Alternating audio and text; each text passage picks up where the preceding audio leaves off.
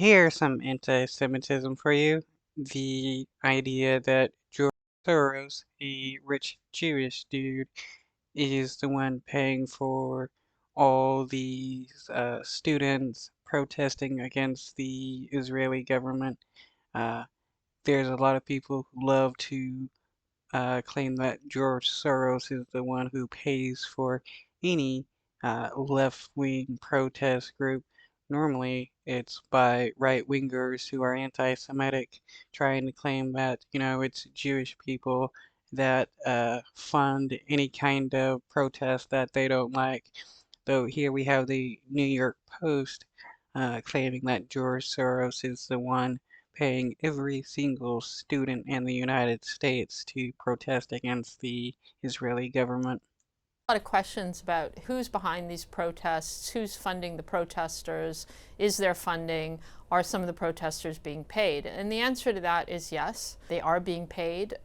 There's a lot of levels of obfuscation though, and for an investigative reporter, it's a real workout because a lot of groups like George Soros' Open Society Foundations and the Rockefeller Brothers Fund are giving donations through something called a fiscal sponsor, which is a nonprofit organization that then disperses funds to other groups. And this is how some of the groups like Students for Justice in Palestine and other groups are getting money. The big funders like the Soros Foundations and the Rockefeller Brothers Foundations are sending money through various different levels of nonprofits so that when you go back.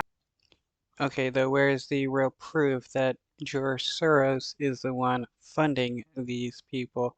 He can claim that they're getting funds through various other means that George Soros is paying for, but where is the real proof that these students are being paid?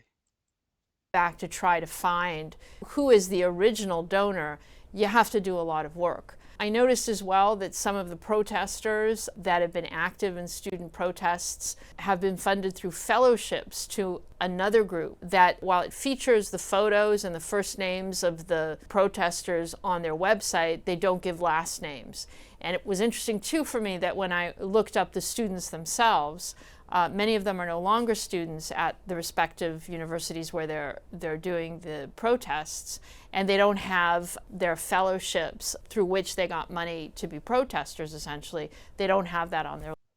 Okay, so someone's a former president of the UT students and how they returned to campus to organize protests. Well, okay, that doesn't mean Soros is talking to her and giving her coin to protest. She n probably found out that there was going to be protest at the campus and helped organize it to make it bigger.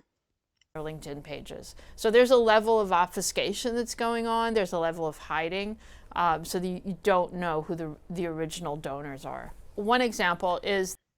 Oh, yeah, you don't know who the original donor is, but oh, look at the scary rich Jewish person.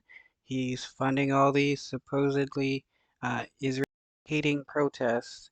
Like, where's the actual proof? The Open Society Foundation has sent maybe $20 million to a group called the Tides Foundation, which is known as a fiscal sponsor that then will disperse funds to different groups, in this case, two different radical anti-Israel groups. So the point being is that the original donor can say, well, I gave to the Tides Foundation on a tax receipt, if they did want to hide it. Okay, no, this is just some anti-Semitism towards George Soros, uh, claiming that this Jewish dude is funding all of these protests. This is normally something right-wingers would constantly claim about any protest, like the Black Lives Matter protests.